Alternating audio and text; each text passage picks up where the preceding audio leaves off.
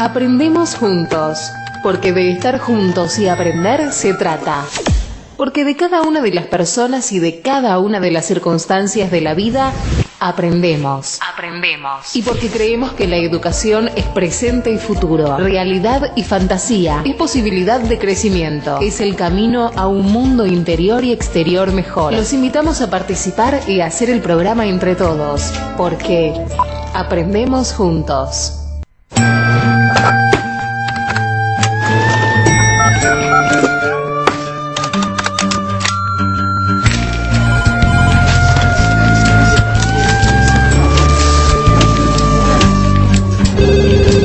No me regalen más libros porque no los leo. Lo que he aprendido es porque lo veo. Mientras más pasan los años me contradigo cuando pienso que el tiempo no me mueve, yo me muevo con el tiempo. Soy las ganas de vivir, las ganas de cruzar, las ganas de conocer lo que hay después del mar.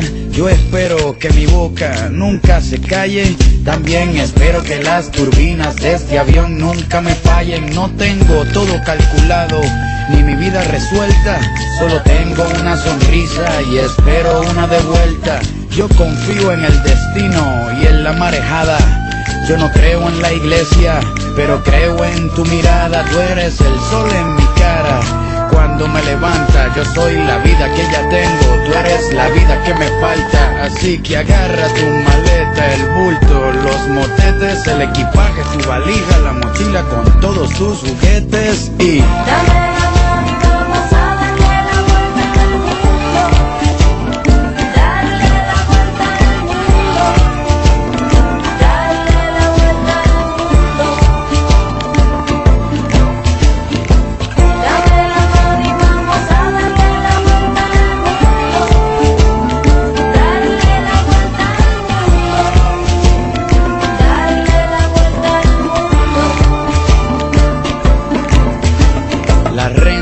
El sueldo, el trabajo en la oficina, lo cambié por las estrellas y por huertos de harina.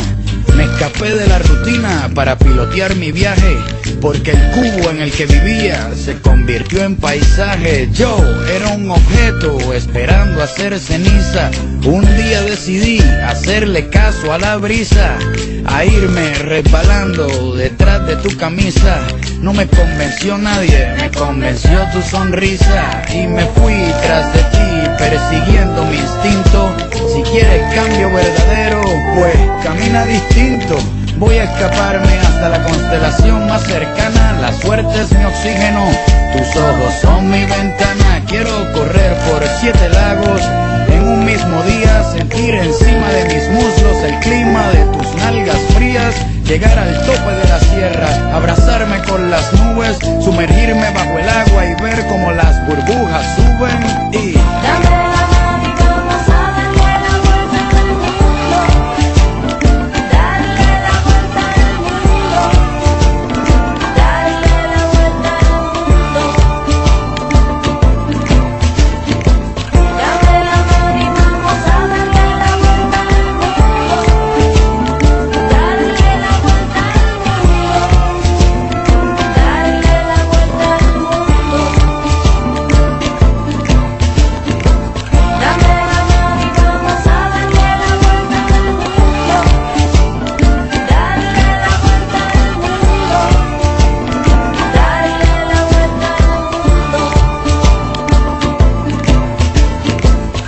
Arrancamos.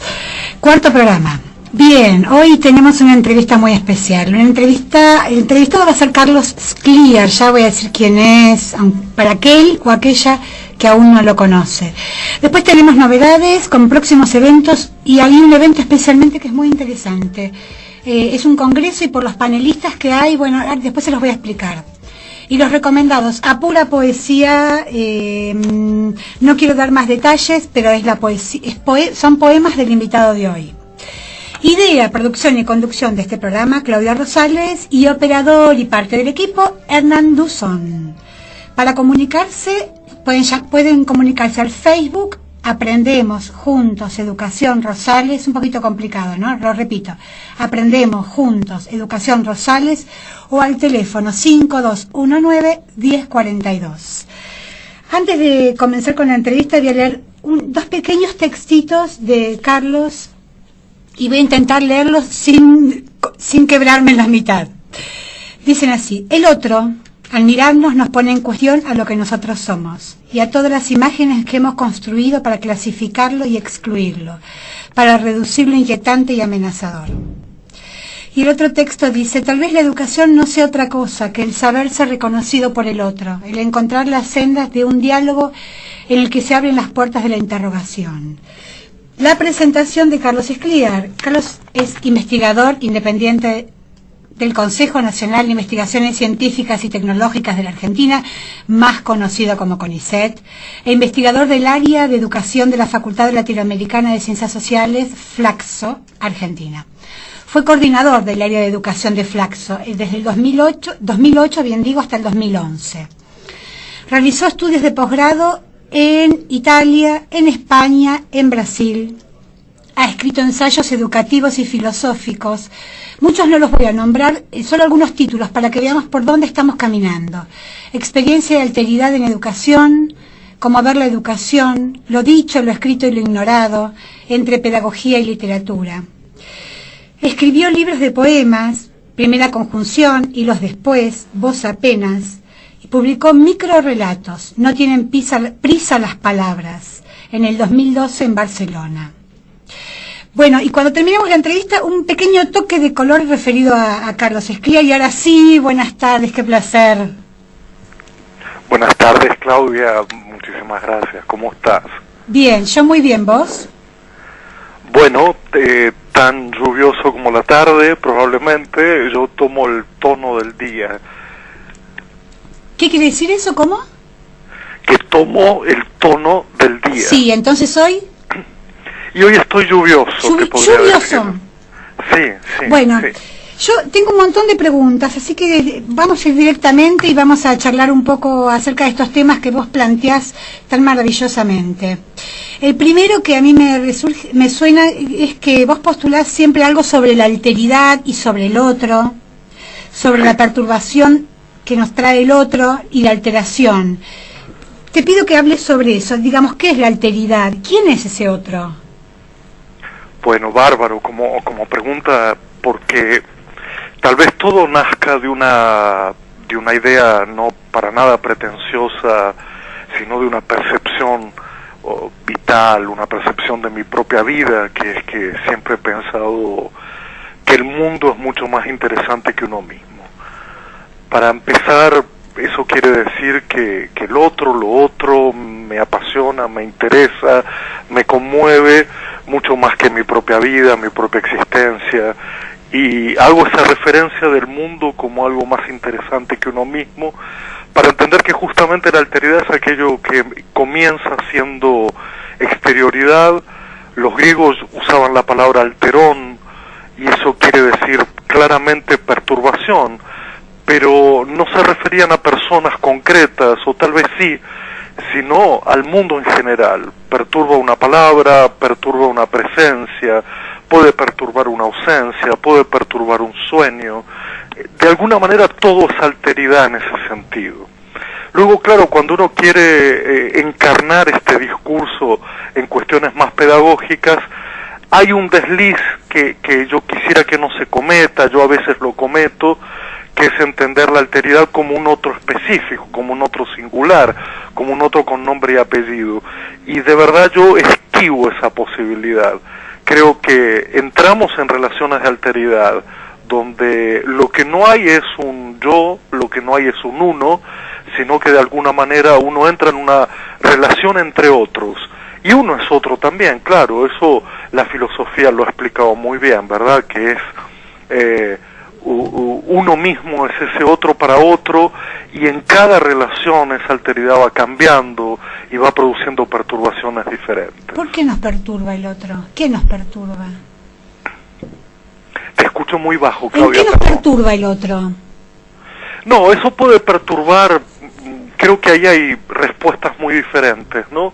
En general yo he tratado de entender que la sola presencia de un otro, o de una otra idea, de un otro pensamiento, de un otro cuerpo, de una otra forma de aprender, perturba nuestra propia idea de normalidad, o perturba nuestra propia idea de moralidad, o perturba nuestra propia idea de edad. Es decir, cada vez que de nuestro lado dejamos una suerte de valor correcto, de valor estable, de valor permanente, la figura del otro es el que lo altera, ¿no? Es el que produce la diferencia.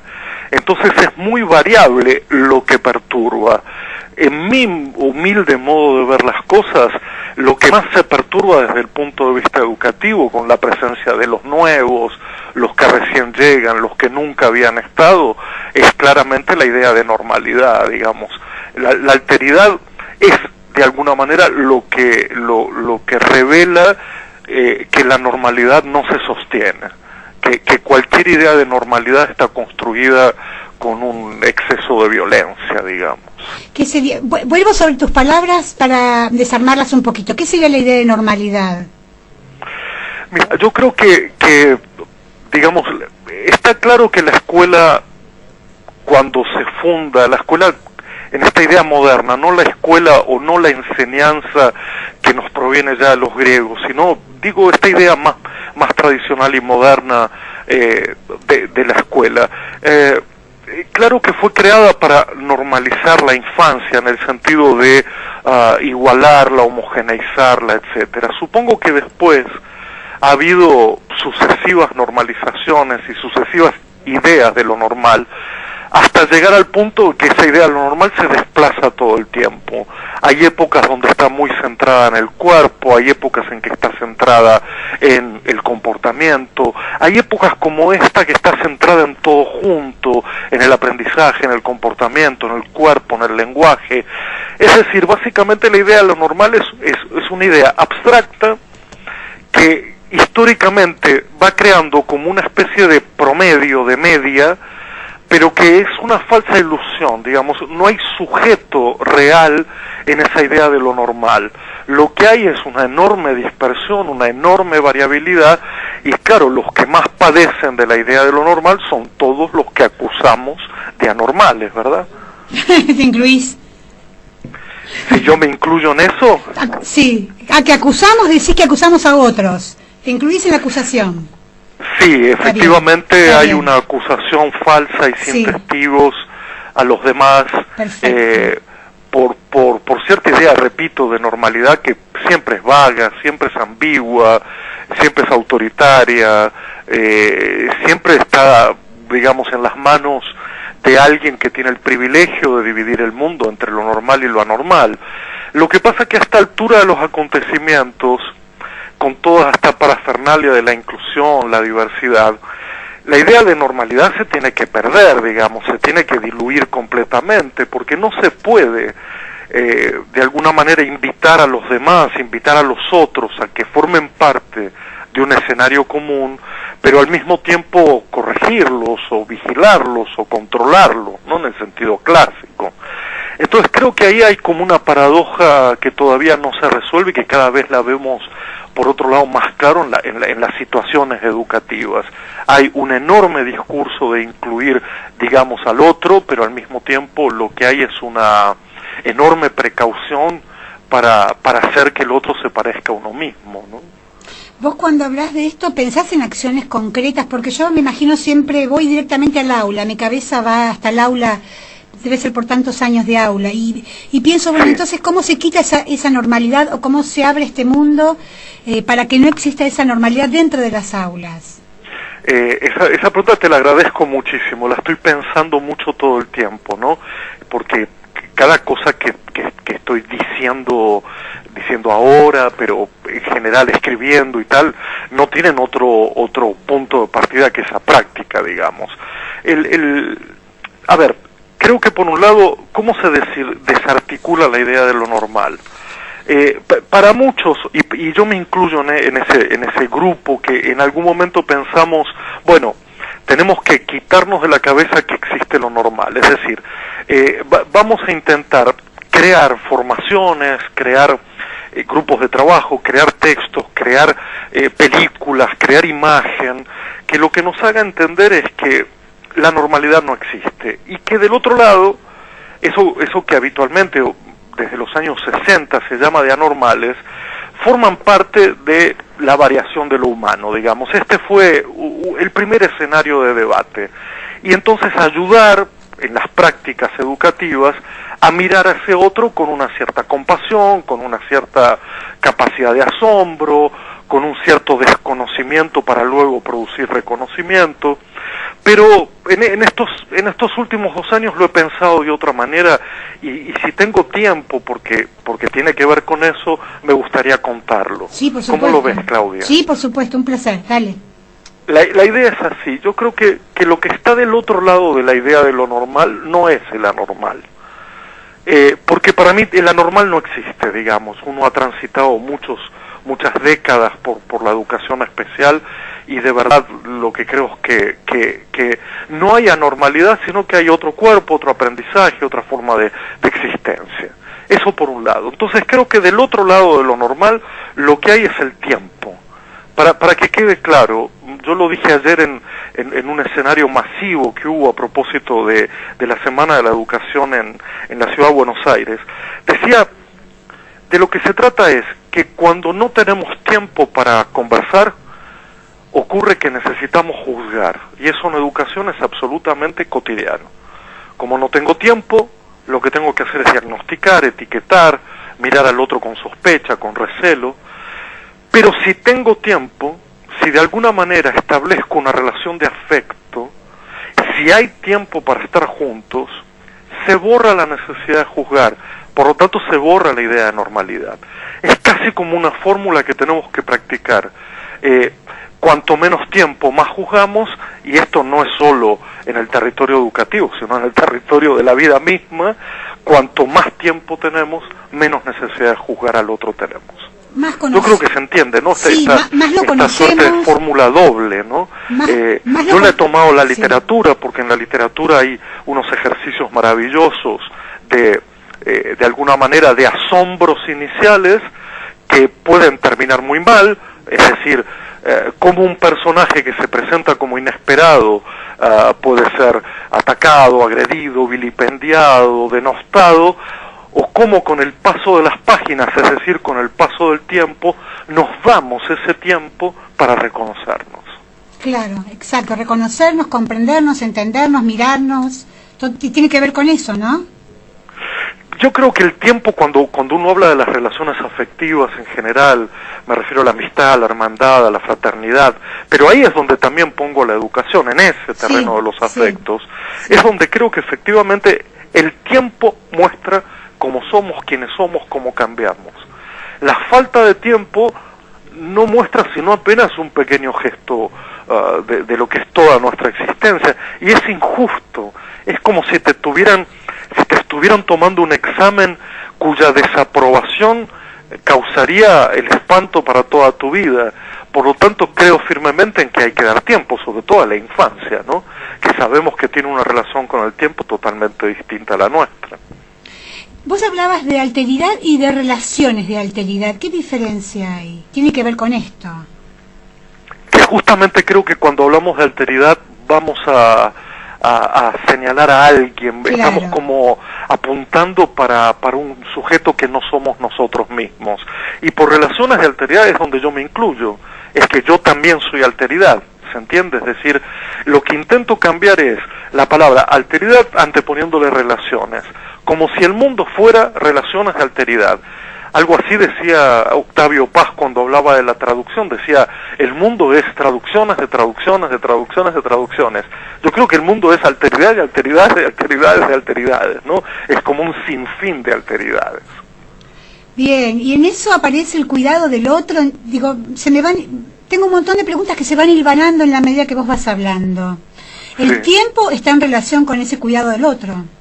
Ahora lo pienso desde la escuela misma. Claro que sí, claro que sí. Podría pensarlo desde un docente, desde un adulto hacia un niño.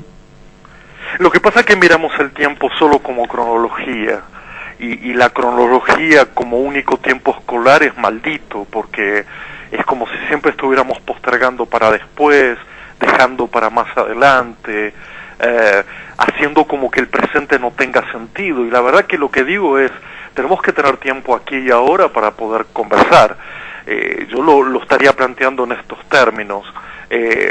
Las relaciones de alteridad pueden suponer proximidad, pueden suponer fricción, pueden suponer lejanía, pueden suponer incluso indiferencia, pero con tiempo se construye una relación que no puede quedar solo en qué tipo de vínculo establecemos. Me parece que la educación no es solo crear vínculos, sino a partir del vínculo, ¿qué podemos hacer juntos? Me parece que ahí siempre falta como un trazo, como un fragmento en lo educativo, cuando solo nos preocupamos en quién es el otro, quién soy yo, qué relación establecemos. Que es que la educación consiste en una conversación a propósito de cosas que hacemos juntos: leer, pensar, jugar, estudiar, mirar, escribir, pensar, en fin.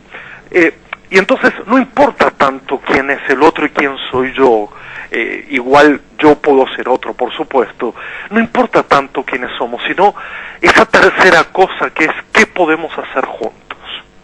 Bien, y en este sentido, con respecto al cuidado del otro y al descuido, vos decís, a ver si estoy pensando bien, que este descuido del otro es la pérdida del otro, es la desaparición del otro.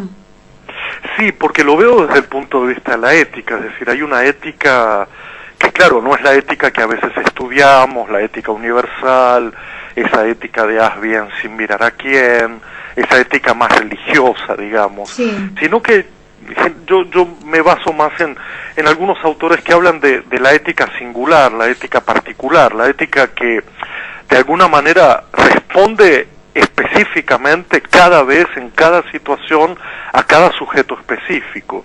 Yo creo que cuando eso no ocurre, cuando no sabemos dar respuestas singulares, la alteridad del otro se nos escapa, se nos pierde, y es una pena enorme en ese sentido.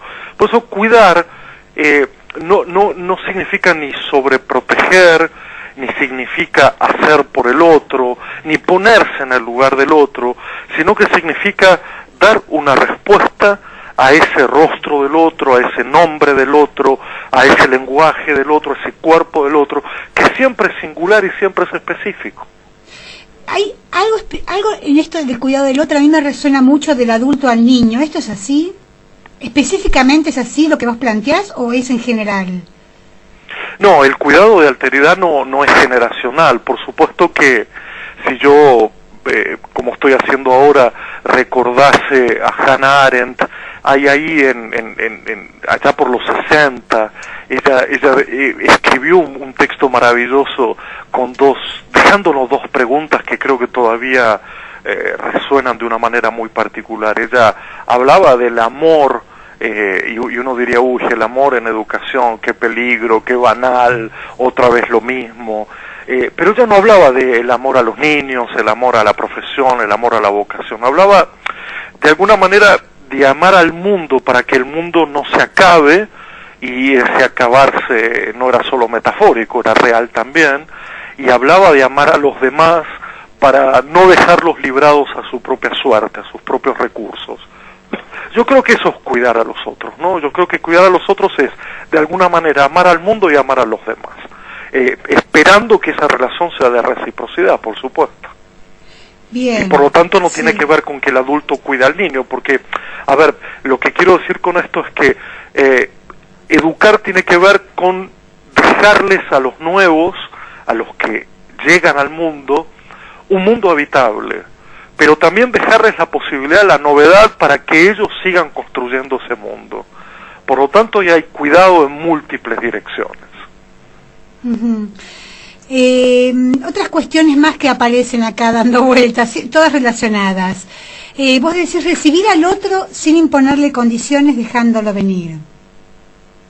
Sí. ¿Sí? ¿A qué te referís? Bueno, lo de las condiciones es porque veo casi cotidianamente esta idea de acepto a condición de, o te reconozco a condición de, y yo creo que lo contrario es ser incondicional. Es decir, en este sentido la abertura hacia el otro significa, o la abertura hacia la alteridad significa ser incondicional.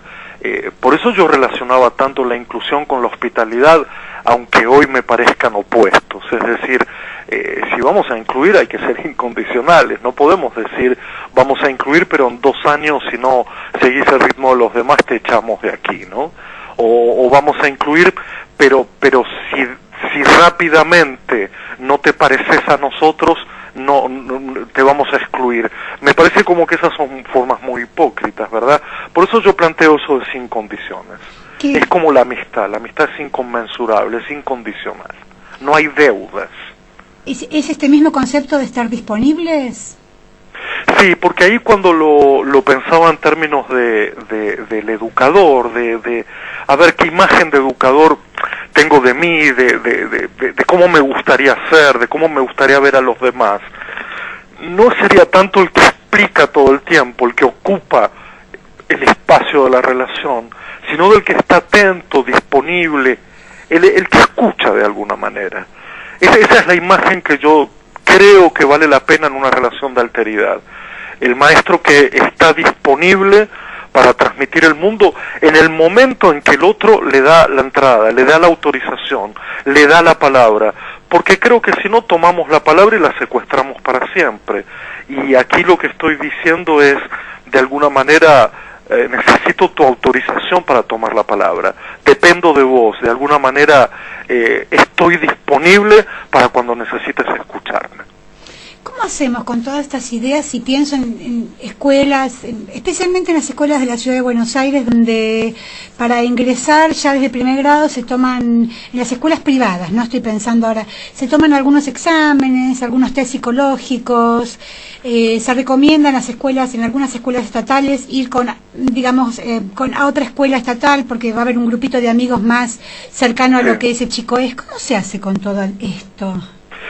Yo en principio soy ya un hombre viejo para hablar de todas estas novedades, porque de verdad que me asustan, me descorazonan, claro. me producen mucho dolor, ¿no? Es decir, que estemos pensando en chiquitos de 5, 6, 7 años siendo evaluados, siendo de alguna manera ya impuestas las condiciones de según quién seas, podrás ser, y justamente ahí está la trampa que planteaba Hannah Arendt, ¿no? En tu ejemplo es lo contrario de amar a los demás lo suficiente como para no dejarlos librados a su propia suerte. Si yo los dejo librados a su propia suerte, y bueno, los miserables solo serán miserables, los discapacitados solo serán discapacitados, los pobres solo serán pobres, los inmigrantes solo serán inmigrantes, y me parece que la educación cumple ahí una función de ofrecerte algo, ese plus que todo el mundo habla, no sería otra cosa que darte algo que no tenés, ofrecerte algo que no dependa de tus propios recursos y de tu propia suerte, ¿no? Creo que en el mundo de lo privado esto es como se le falta el respeto a la infancia en ese sentido, ¿no? No solo es condicional, sino que depende de tus recursos, pasarás o no pasarás por aquí. ¿Qué sería entonces el verdadero aprendizaje y qué sería la mala enseñanza? Son algunos conceptos que vos tomás de otros autores, ¿no? A mí lo que me gusta es quedarme con la enseñanza. Sí, me gusta que nos hagamos responsables de los que enseñemos, y me gusta pensar que los demás, en mi caso pueden ser estudiantes universitarios, pero yo he pasado prácticamente por todo el sistema educativo. Digo que los demás se hagan responsables por su propio aprendizaje. Esto no sé si es utópico, nostálgico o qué, pero de alguna manera yo creo firmemente en aquella fórmula que dice yo siento el placer por enseñar y me hago responsable por eso. Desde muy chiquito supe que aprender es un misterio, uno de los misterios más fascinantes, pero que no sabemos absolutamente nada, ni cómo se aprende, ni cuándo se aprende. Y quizá tenían razón los griegos, sobre todo en la línea más socrática, cuando decían aquello de que los demás descifrarán a su tiempo y a su modo lo que les fue enseñado. Yo no puedo exigir de mi forma de enseñar que otro la aprenda a mi tiempo y a mi modo. Es decir, tengo que liberar, y aquí viene una idea de libertad muy fuerte, la enseñanza, el aprendizaje. Por supuesto que esto es imposible en los sistemas educativos actuales. No soy ingenuo y me doy cuenta de eso, pero no dejo de decir cierta verdad al pensar que aprendizaje y enseñanza están separados por un profundo abismo, digamos. No hay otra posibilidad de no caminar si no es con la utopía delante, ¿no? Digo, un poquito pensando en lo que vos decías recién, en estas ideas que vos decís, bueno, pues tal vez son románticas. Yo creo humildemente que no hay otra manera de caminar que no sea mirando, teniendo esa utopía delante. Transitaremos lo mejor posible el camino para ir llegando a ese destino que nunca llegamos. Sí, lo que pasa es que quizás uno en cierto momento de la vida se encuentra con que lo nuevo ya no le gusta tanto, o uno se siente desajustado con lo nuevo, uno mira hacia adelante y no nota que el mundo de alguna manera presente algún tipo de mejoría, sino que por el contrario uno ve un mundo muy fragilizado, muy deteriorado, y uno tiene que saber quitarse de allí, ¿no? Para no entorpecer que los nuevos sigan su camino. Entonces, yo soy muy amante y muy fanático del presente. Tengo así una relación con el presente de pura intensidad, como si fuera un niño todavía, o como si fuera un anciano, digamos. Creo que cada instante es único y es en ese instante donde yo puedo hacer alguna cosa. Bien, y en ese sentido, ¿qué sería la herencia educativa? ¿Qué estaríamos dejando? En este sentido yo creo que lo podemos ver como a través de dos figuras. Hay una figura que creo que tiene mala prensa, que es la figura del legado, de la tradición, del archivo, de aquello que es, digamos, pasado inexorablemente y que uno tiene que aprender sí o sí. Pero hay otra imagen que me gusta mucho, que es la del tesoro del mundo, el tesoro de la humanidad, hacia lo cual me parece que todavía hay mucho para ir a buscar, hay mucho para estirar la mano y ir a alcanzar. El mundo y el pasado del mundo es un tesoro fantástico. Creo que la mayoría de ese pasado no se encuentra en Google, es decir, que el gesto de ir a Google no es el gesto que estoy marcando yo aquí, y me apena a veces que lo confundamos. Diferenciar entonces entre el legado, la tradición y el tesoro es una tarea educativa fundamental, yo creo, ¿no? Invitarlos a una travesía a los demás hacia el pasado, pero que no se convierta en una travesía hacia la tradición nada más, ¿sí? Y la última pregunta, vos haces una relación que a mí me pareció maravillosa, que es entre educación y viaje. Sí. ¿No? En este sentido, el encuentro con el otro, en tanto en es viaje... como ese salir hacia afuera, sí. ¿no? O sea, yo creo que educar no tiene tanto que ver con una introspección, con conocerse a sí mismo. Eso es más de la New Age, que lo respeto mucho, pero no, digamos, me parece que la educación pública va por otro lado, que no es tanto ese viaje hacia el interior de uno, sino justamente ese viaje hacia el exterior de uno. Es ir a ver toda la potencia del universo. Y cuando digo viajar, lo digo en el doble sentido, viajar metafóricamente a través de la literatura, de la historia, de la geografía, pero también salir de uno de verdad, viajar, pasear, atravesar el mundo, caminar, irse afuera del propio lugar. Entonces tiene estos dos matices, y educarse en camino, en travesía, tiene que ver con ese atravesamiento del mundo adentro de uno. Por eso creo que a veces la educación se mira muy a sí misma, es como un gesto de introspección, cuando en realidad yo creo que es una representación de lo de afuera, no de lo de adentro. Ajá, bien. Bueno, la última, me queda Dime. un minuto todavía. Hay algo que vos postulás, lo voy a leer más o menos, digamos, no es textual, ¿no? La relación educativa tradicional la pensamos como una relación estrictamente profesional entre maestros y alumnos en instituciones formales y específicas.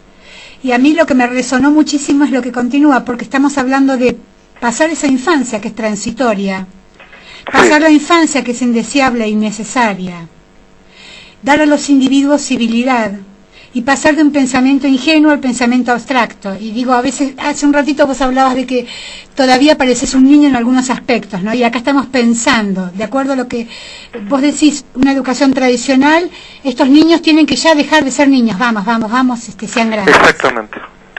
y los jóvenes tienen que dejar de ser jóvenes, ¿no? Y de alguna manera nosotros tenemos que dejar de ser nosotros para hablar lo educativo. Sí, hay un escenario amargo de alguna manera, porque yo creo que educar a los niños significa hacer durar la infancia todo lo posible, que educar a los jóvenes significa hacer durar la juventud todo el tiempo que fuera posible, y entonces hoy hay como un atropello en nombre de razones técnicas, jurídicas, morales, económicas, que yo personalmente no comparto, pero tal vez no comparta, repito, porque estoy envejeciendo, y por lo tanto ese mundo me desencanta un poco. Pero cuando ya veo adultizar a los niños cada vez desde más temprana edad, haciéndolos consumidores, productores y tal, yo mismo adquiero un gesto de amargura y mi tono se vuelve más bien apagado y reconcentrado. O sea que esta educación tradicional continúa, esta relación educativa tradicional. ¿Es actual? Sí, incluso si estoy pensando en la universidad, se ha agudizado, planteando que hay solo un cierto tipo de texto, solo un cierto tipo de publicación, es decir, que de alguna manera hubo un cierto objetivo que se ha cumplido, ¿no? En este sentido, que es hacer de la educación un camino hacia el éxito, hacia el suceso, y bueno, en fin, yo no concuerdo con que la educación sea un camino sino en sí mismo, ¿no? Uh-huh. Es como el camino del paseante, no del ejecutivo, no del banquero, no del gerente. Bueno, Carlos, 1.000.000 de gracias. Por favor, es un placer escucharte. Felicitaciones por el programa y hasta cuando quieras. Bueno, te mando un beso grande, muchas gracias. Un beso a ustedes, hasta luego. Carlos Escliar, placer.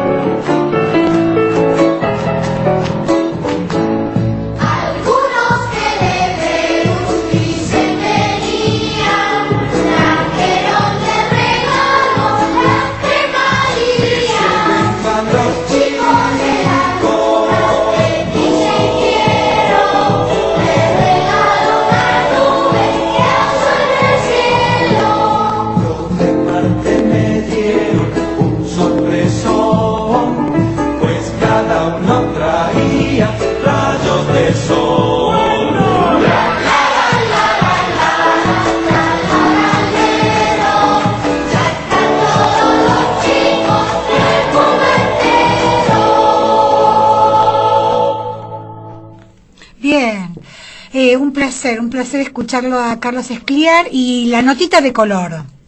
Cuando, hace muchos años, hace unos cuantos años, no sé si tantos, unos cuantos años, yo fui a una charla en Flaxo y resulta que había un par de personas que exponían y uno de ellos era un melenudo y yo dije, ay, ¿qué me va a decir? Yo no sabía quién era. Empezó a hablar y no me daban las manos para escribir y no me daba el corazón para recibir todo aquello que le estaba brindando. Era obviamente Carlos Escliar. De ahí lo seguí, lo leí, lo busqué y leí sus textos, sus poemas, etcétera.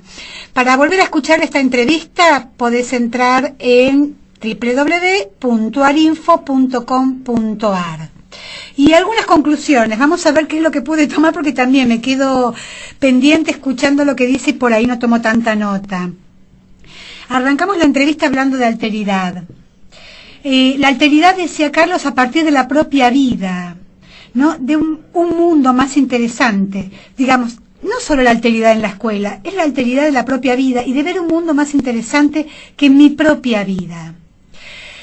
Y esta perturbación, ¿no?, que yo le planteaba, bueno, ¿por qué el otro perturba, no? Perturba una palabra, perturba una presencia y perturba una ausencia. Tal vez no sea que perturbe una persona con nombre y apellido, sino este genérico, esta ausencia, esta presencia.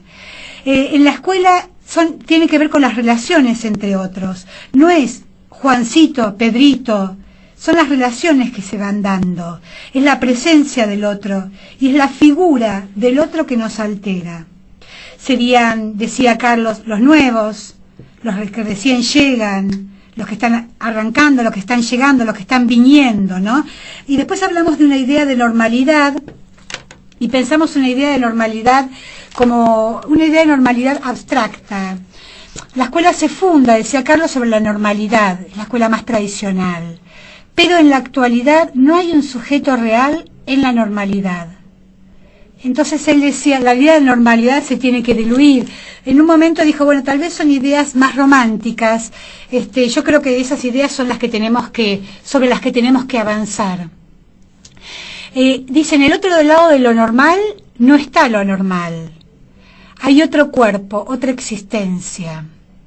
Hacer durar la infancia todo lo posible, todo lo contrario a lo que supone la escuela tradicional, que va haciendo camino hacia terminar la escuela, hacia lo que vas a trabajar cuando seas grande, hacia la escuela, mira, ahora te toca la escuela secundaria, te toca la universidad o te toca la escuela primaria como próximo paso.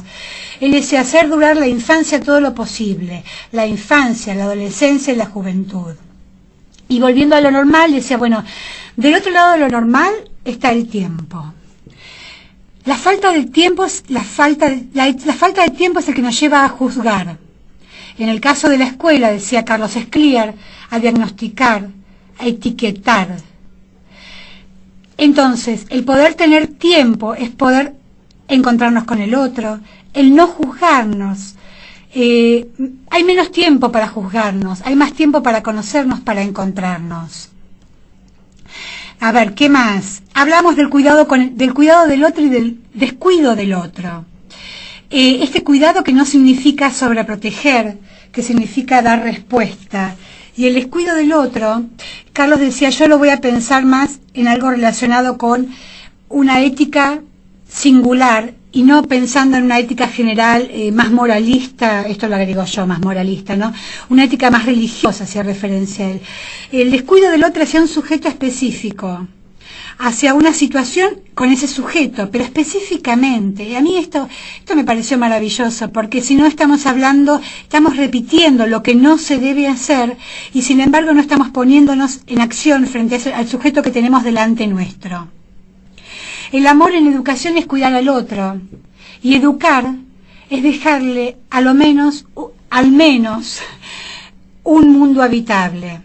Yo finalmente hablaba de un concepto que siempre me da vueltas y lo tomé, en cuanto lo leí de él, lo tomé porque me parece maravilloso, que tiene que ver con la disponibilidad.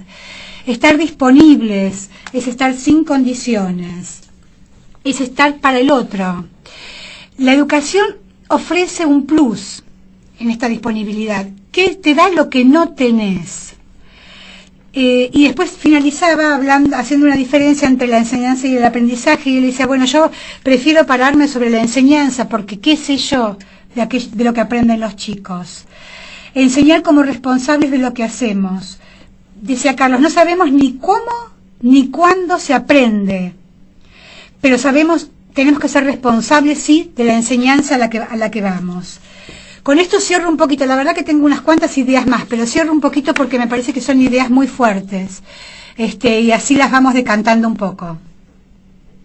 Escuchanos todos los miércoles de 17 a 18 horas por www.radiosofia.com.ar. radiosofia.com.ar, porque de estar juntos y aprender se trata.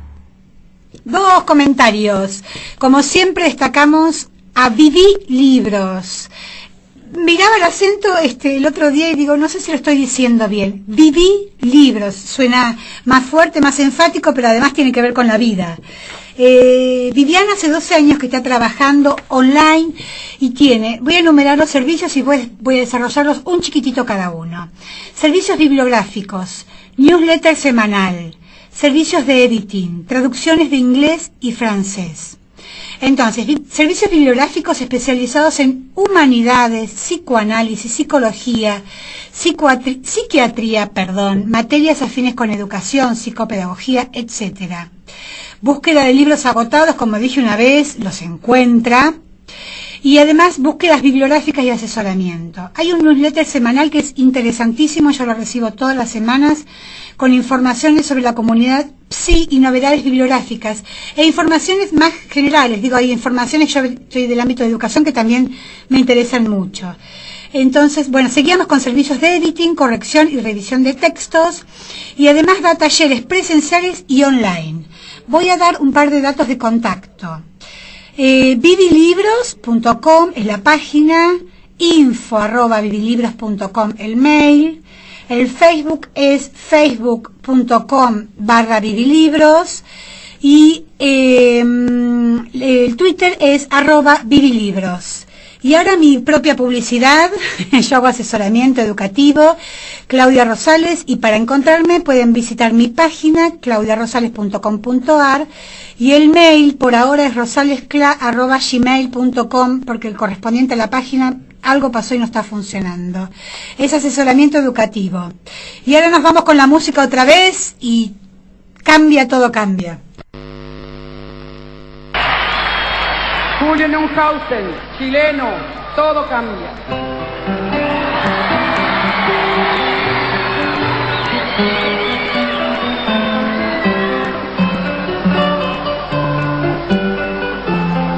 Cambia lo superficial, cambia también lo profundo, cambia el modo de pensar, cambia todo en este mundo.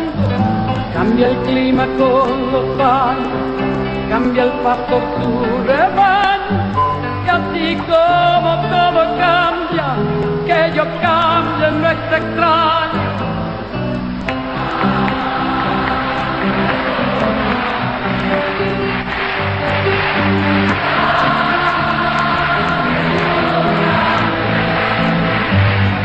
Cambia el más fino brillante, de mano en mano su brillo, cambia el nido, el pajarillo, cambia el sentir un amante, cambia el rumbo el caminante, aunque esto le cause daño.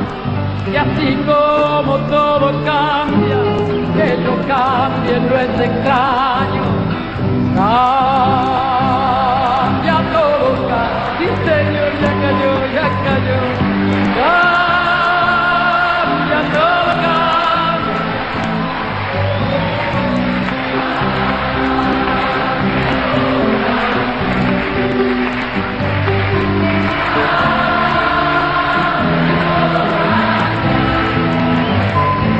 Y el sol en su carrera, cuando la noche subsiste, cambia la planta y se viste de verde en la primavera, cambia el pelaje la fiera, cambia el cabello el anciano, y así como todo cambia, que yo cambie no es extraño.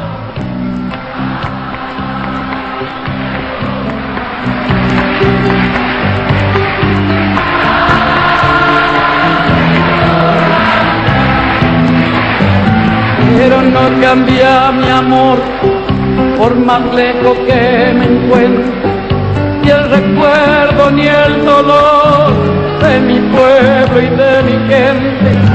Y lo que cambió ayer tendrá que cambiar mañana, así como cambio yo en esta tierra seca. Cambia todo.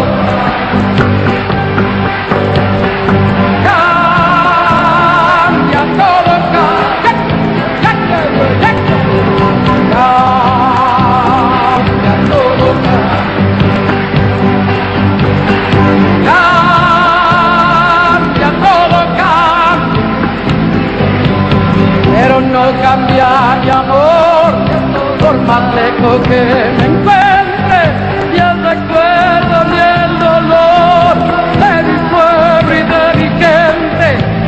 lo que cambió ayer tendrá que cambiar mañana, así como cambio yo en esta tierra lejana. Cambia todo, cambia todo,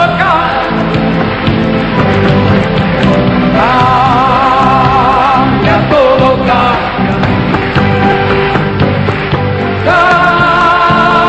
cambia todo, cambia. Novedades para seguir aprendiendo juntos. Para seguir aprendiendo juntos. Antes de nuestras novedades, no dije de quién era esta canción, se llama Cambia Todo Cambia, es de Julio Neumauser, es un autor chileno que la compuso antes de su exilio, y ahora sí las novedades.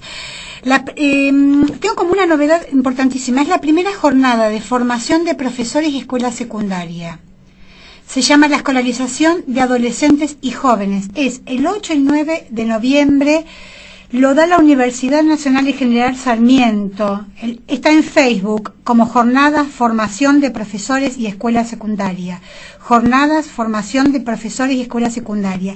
Y tengo algunos nombres como Antelo, Dicker, Frigerio, Brachi, que era la directora de secundario del Ministerio de la Provincia de Buenos Aires cuando estaba Oporto. Me parece interesantísimo. Y nuestros recomendados, va su separador para nuestros recomendados. Aprendemos juntos con los recomendados. Libros, películas, obras de teatro y más. Tenemos un libro de Carlos Escliar, que fue quien nos visitó, además de ser un especialista en educación. Yo comenté en la presentación que él escribe poemas. Yo fui a una de las presentaciones, ojalá pudiese haber ido a todas, de Hilos Después, y tengo un librito firmado y dedicado, se llama Hilos Después, se editó en el 2009 en Madrid, y voy a tomarme el atrevimiento de leer un poema muy cortito. ¿Qué hemos hecho con la mirada, con nuestra mirada? Que todo mirar se ha vuelto puro, mirar desigual. Este es un pequeño poema que me parecía muy amoroso acerca de lo que estábamos hablando hoy, ¿no? De mirar al otro, de encontrarnos con el otro. De esta manera estamos yéndonos. El próximo miércoles va a haber un programa Pura Narración. Te espero, va a estar Fabiana Parano, que es una especialista en narración, pero además con una cantidad de condimentos propios. Ella narra en inglés y en español. Da talleres, etcétera. Ya vamos a hablar con ella el miércoles que viene, así que no podés faltar.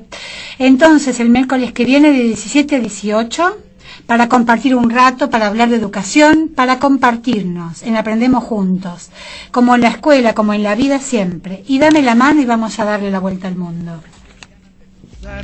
Las ganas de conocer lo que hay después del mar. Yo espero que mi boca nunca se calle. También espero que las turbinas de este avión nunca me fallen. No tengo todo calculado, ni mi vida resuelta. Solo tengo una sonrisa y espero una de vuelta. Yo confío en el destino y en la marejada. Yo no creo en la iglesia, pero creo en tu mirada. Tú eres el sol en mi cara. Cuando me levanta, yo soy la vida que ya tengo. Tú eres la vida que me falta. Así que agarra tu maleta, el bulto, los motetes, el equipaje, tu valija, la mochila con todos tus juguetes y...